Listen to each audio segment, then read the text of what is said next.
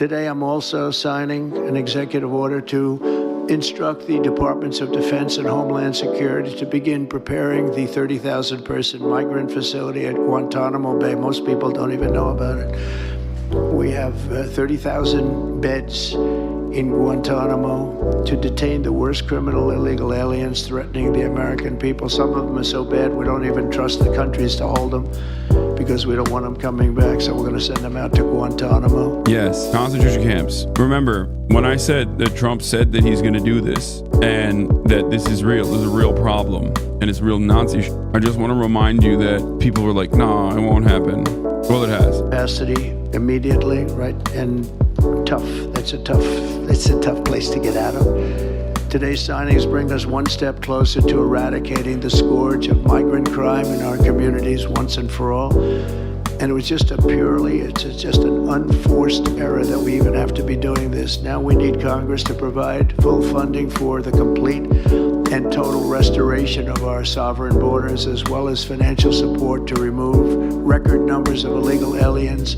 And these are illegal alien killers, criminals at levels that nobody's ever seen before. It took Hitler 50 days between becoming chancellor and the first camp opening, and Trump is on day 9. I mean, yeah, if you're rerunning the same route, you just know which mistakes not to run into, I guess. You could be more efficient. So you're saying we did learn from the Second World War? Yes, the worst lessons. We learned the wrong lessons. We did learn lessons from World War II, just not good ones, okay? Bad ones. And here we are using the bad lessons that we learned. Regarding 30,000 prisoners at Gitmo, considering the peak population was 778 for $540 million per year, where do they expect to house 40x times more people? I don't know. I truly don't know. I have no understanding of the logistics of how they're going to make this work in Guantanamo Bay.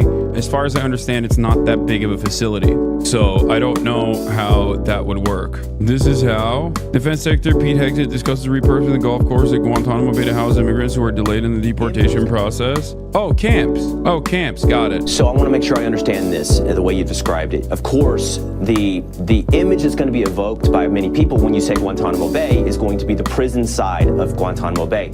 And the question is, are you treating illegal immigrants the same way you treated Khalid Sheikh Mohammed? What you're telling us is, and I know this to be true, Guantanamo's been used for illegal immigrants dating back, I think it's 30 years.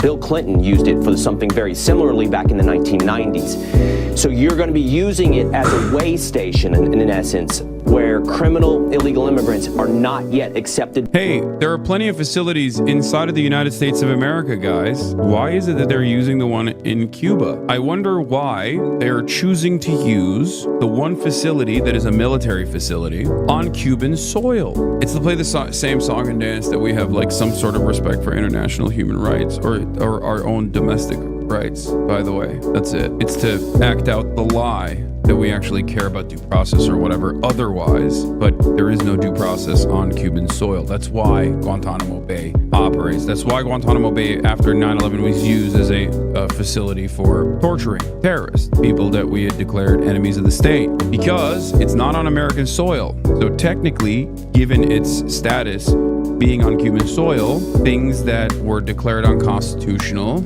initially that were then, protected by the Constitution, like enhanced interrogation techniques, also known as torture, initially could be done there freely, and many other things as well. It's how you can hold someone indefinitely without a trial, because it's not a part of the U.S. Constitution.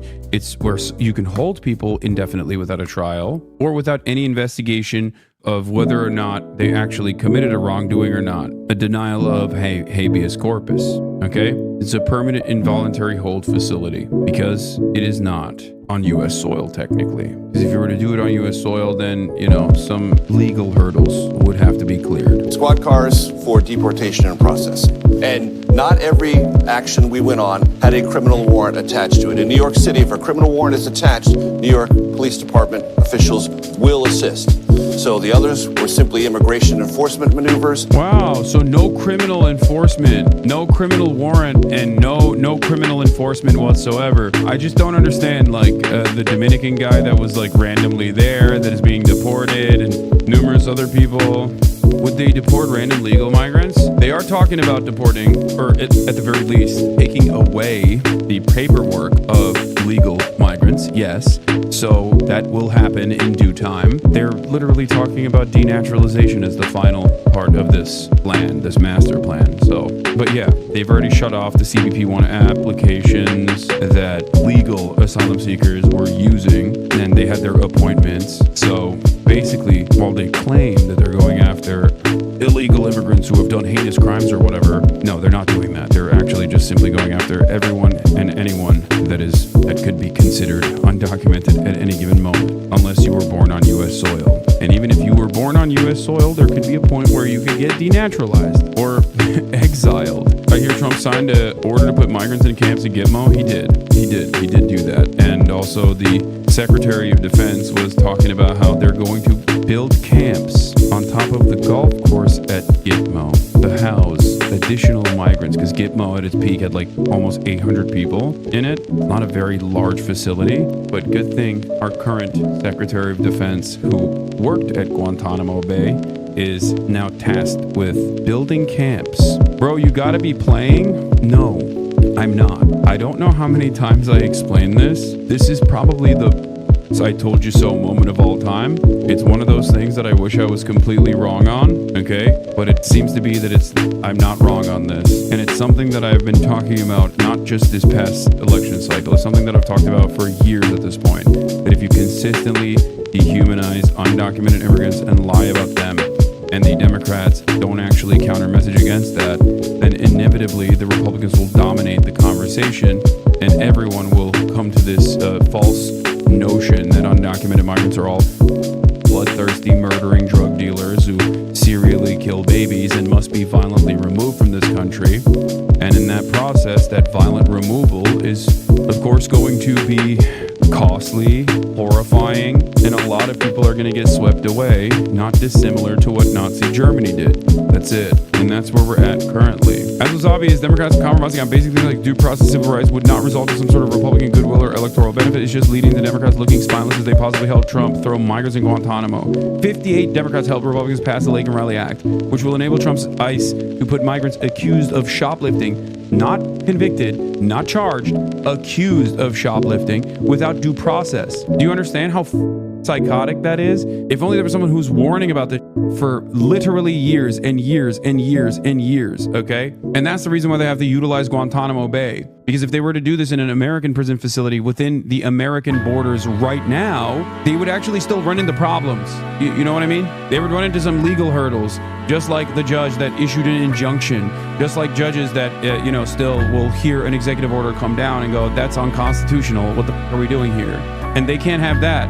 So they have to process them expeditiously through Guantanamo Bay, where there is no need for due process, and that you can engage in involuntary detention permanently without due process for a very long time. So even if someone who is brown, let's say, is undocumented, and they are suspected of shoplifting, police come, they arrest him, they find out he's undocumented, ICE comes in, they nab him, they ship his ass to Guantanamo Bay, they put him in a concentration camp in Guantanamo Bay.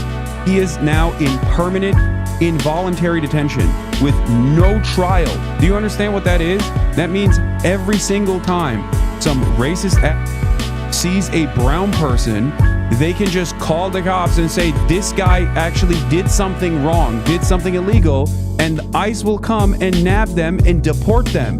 This is straight up Nazi Germany, okay? This is exactly what they did to Jewish people in Nazi Germany. This is how it works. Tack on an incentive structure into it, and it's like, we're cooking, you know? Oh, you get $100 for every immigrant crime that you actually report to the federal law enforcement agencies. Yeah, and it wasn't just Jews, it was enemies of the state, exactly. Think about that. Yeah, they didn't just do it to Jewish folks, they did it to all matter of different people, socialists in particular. Trade unionists, socialists. We should watch documentaries on historical examples. You mean just any Nazi documentary? Any documentary that covers the lead up to World War II will very clearly cover what is going on here.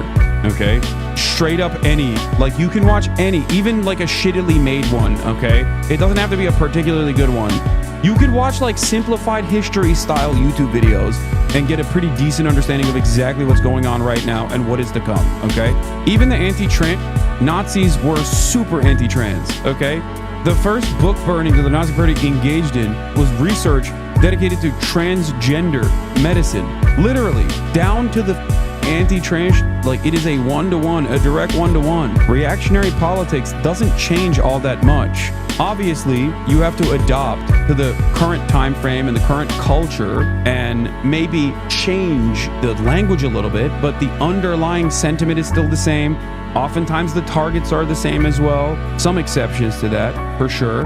But it is the same resentment and interest in enacting violence against enemies, perceived enemies of the state, or marginalized people that you can dominate. Well, there you go. Mississippi lawmakers want bounty hunters to find undocumented immigrants. The proposed Mississippi Illegal Alien Certified Bounty Hunter Program Fund shows how hardline immigration policies at the federal level have influenced policy proposals in states and localities. There it is. Can we finally vote blue no matter who? Yeah. Voting for the Democrats last time around was simply a stay of execution, okay? It just meant that you would get a 4-year hold on this and inevitably bring about the Trump agenda from 4 years prior. This is something that I tried to explain to people at the time. And it is directly responsible for the Overton window shifting this dramatically to fascism, okay? While electoralism is not going to be the end-all be-all or the real solution to this sort of thing, contrary to what liberals believe, I still maintain the position that electoralism can be a very important tool. It's something that I've never cast aside. It's something that I urge people to engage with seriously, right? Having said that, the Democratic Party is supposed to be competent. If it's incompetent, then it offers the Republicans these massive victories. It gives Republicans complete ground to engage in whatever kind of fascist nonsense, whatever kind of violent nonsense and initiatives that they want to do, that they want to engage in. If you understand that, if you recognize that like Republicans are devastating to the country, to the globe, to the lives of Americans, to the lives of your neighbors, then you have to do everything in your power to fight back. And the Democrats did not do that, okay? Parading Liz Cheney around was not that. It was the opposite of that. This is why I kept criticizing the Democrats during the election cycle. This is why I was losing my mind. I was like, dude, I don't want Trump to win. I don't want Trump to win. It seems like you guys, the Democrats, want him to win, or at least don't care enough to do what is necessary to stop him from winning. And here we are.